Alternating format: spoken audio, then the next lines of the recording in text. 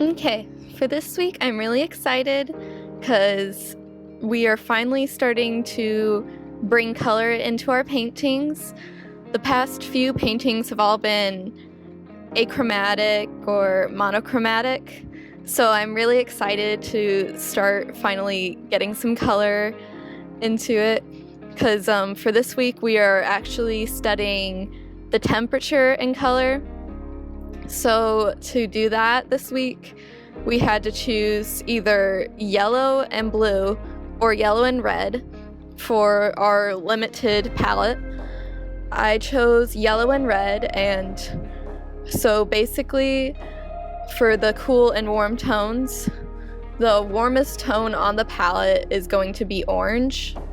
And for the cooler tones, I can choose between either the reds or the yellows, depending on how cool or warm I want it to look, since the yellow does look cooler than the red.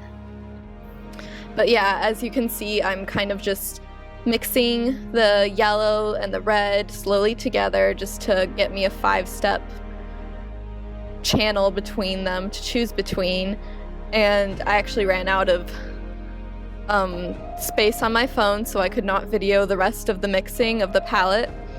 But what we ended up doing was adding shades going up, which is just adding black, and coming down was tinting the colors, which is just adding white. And this gives me a very controlled, very easy to grab color palette. And then I have my black, white, and grays off to the side so that I can mix those in later, and the gray will just kind of dull the color down so that not everything is vibrant. And so here we begin the painting, and I did not start filming at the very beginning because, like I said with the color palette, I had ran out of space on my phone. But after being able to go back to my dorm and emptying it off some, I was able to start filming. And this was a really exciting, fun project because to help us see the colors in the scene, we actually could use a colored light bulb. So as you can see in the background, everything has a very odd red tint to it, and that is because I used a red light bulb. And so everything that was in direct light of the light looked very, very warm, and everything that was in shadow looked very, very cool. So this made it really easy to tell and distinguish the colors. And I had a lot of fun setting up the still life because I had kind of gotten tired and didn't want to just do something normal and regular for my still life. I didn't want to do like a skull or a cup on a book because that just seemed too regular. So instead, I decided to kind of practice my illustration skills and try to create some alien weird landscape thing. And this was really fun because we have a little nature lab that we're allowed to borrow stuff from. So I actually grabbed 3 different sizes of sea urchin shells, and then some really weird moss and dry grass and stuff. And so it just allowed me to create just a really weird and sci-fi landscape that was really, really fun to paint.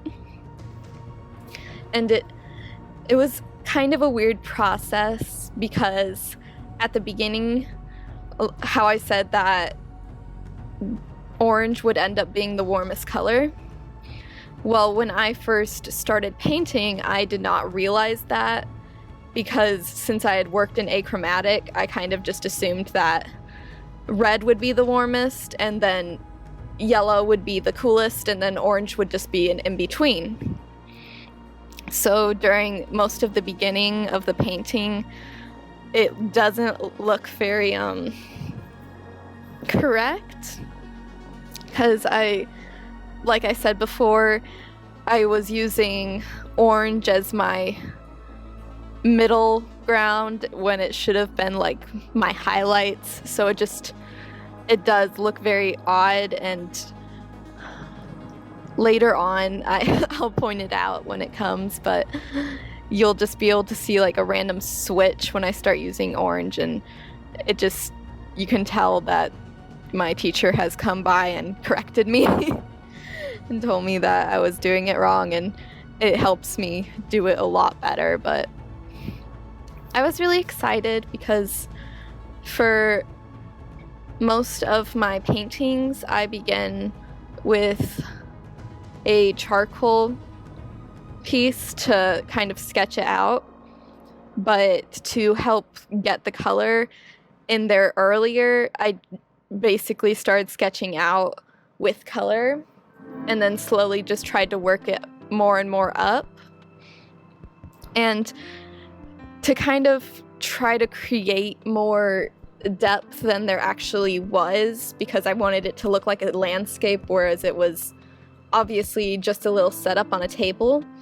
So I tried to use very clear, almost no paint for the furthest part of the landscape, and as I painted, I tried to add more and more into the front and middle ground. And one thing looking back that I do wish I had worked on better on my setup was to kind of have more connectedness and overlap between the middle ground and the foreground, because it just kind of goes sea urchins, moss background, and I kind of wish there was more bleeding into each other to kind of just make it look a lot more interesting and realistic. And here is where my teacher pointed out that the moss just looked all the same.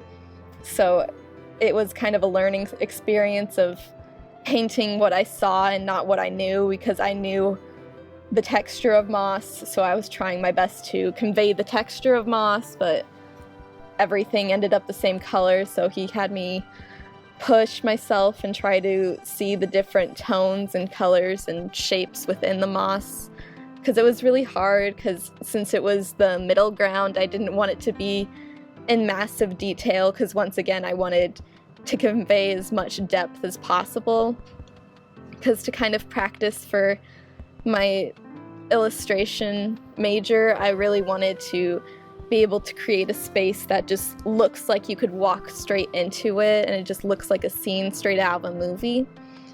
And I don't know, I got really excited because you can't really see this part of the setup, but what they're sitting on is actually kind of just crumpled cloth.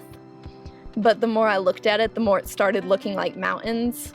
So I kind of just started exaggerating it more and more, and that's why in the painting it looks like there's literal mountains there, whereas if you had looked at the setup, you would have kind of just questioned why I even painted them like that. And yeah, here's where I started adding orange, and you'll be able to watch and see as there's like a massive jump between what's warm and what's cool, because it totally messed with my brain. I hadn't realized that I had gone the entire painting without realizing what the warmest color was. So I'm really glad I took this class, because I totally did not recognize that. It did not register in my brain. I just assumed that to the left of my palette was the coolest and to the right was my warmest, but it turned out being dead middle was the warmest.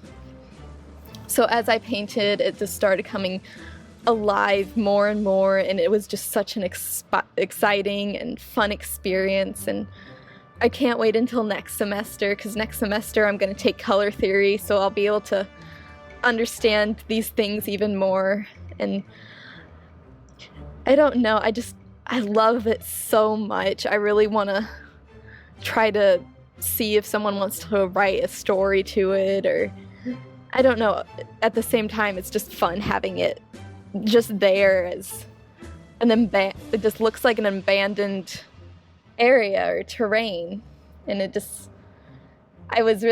it wasn't representational painting, I totally would have made the sea urchins look like houses and tried to put little lights coming from inside them, but since it was representational painting, we had to paint exactly what we see and couldn't add any other elements unless we could physically make it into the setup, the still life. So I'm still really happy with it. I think it would have been a really fun addition to have it nice and set up like that.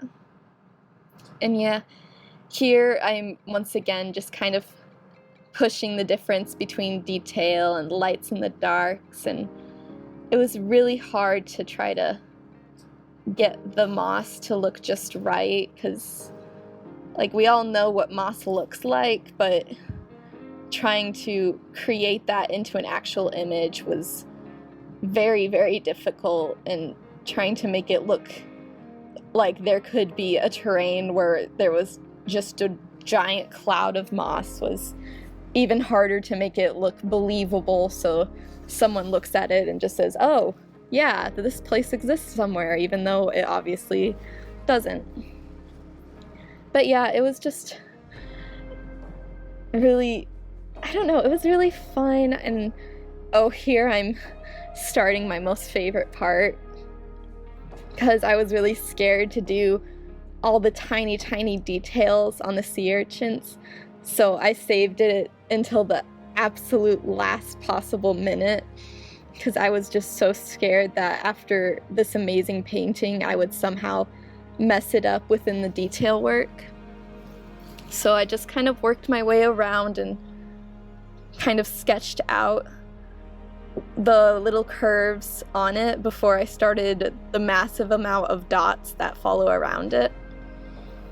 And so at the same time, I didn't want to lose the beautiful transition from warm to cool, so I tried my best to still capture that within all the bumps that are absolutely all over the sea urchins. So it was really hard, and I had to get out my mega detail brush, but I am really happy with the end product. I hope it's really exciting and fun to look at. This is the second painting that I will be putting up on my Etsy. Not the actual painting, I'm keeping that for myself for now. I'm still quite attached to it, but I will be selling prints of it on my Etsy account. And so if you like this painting, please go check it out. It's just plain Chittercat on Etsy.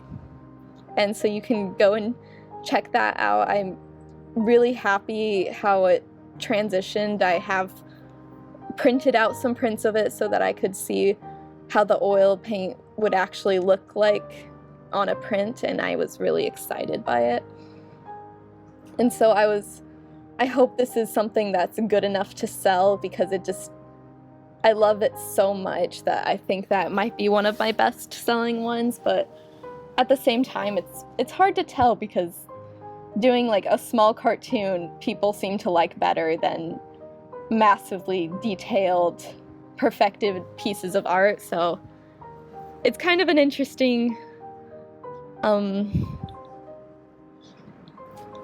experiment for me to try to see what people prefer, because I love bringing people up to my paintings and asking them which is their favorite, because just depending on the person, people lean towards different things.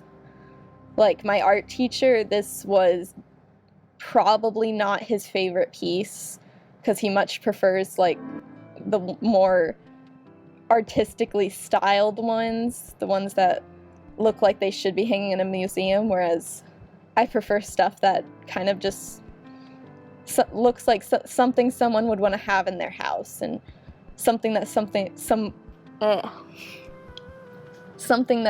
can just look on the wall and smile at it, or wonder what the story is behind it, or even have someone put a story to it. That is my longtime dream. And so yeah, you can see it here. It's all finished, and I absolutely love it to death. And I'm not sure if I'll ever be able to actually sell the original painting, maybe someday, but for now, I'm just kind of keeping it for myself and trying to sell prints just to see how people like it. And although I did find that the first picture I took did not capture the saturation of the colors and like the push between the highlights and the shadows, so I did end up enhancing it just a little bit just so that it would look more like the original painting. I tried not to go very heavy-handed on the editing because obviously I wanted it to look like the original painting, but I was very happy with the end product because it was hard to make it look on the screen like it does in person, but I think it really works out very well in the end of that. And if you do buy it on Etsy, there is, I do put my signature on it in the corner. For our painting class, we do not usually put our signatures on it, but since I am selling them, I am going to be putting my signature on the corner, so I hope you go and check that out, and I hope you enjoyed this week's painting, and stay tuned for more because there is definitely more coming. Next week's is actually going to be my self-portrait, which is my first ever painted self-portrait, so I am kind of scared for that one. But yeah, I hope you enjoyed, and I hope you go check it out on Etsy, and stay tuned for next week. All right, bye.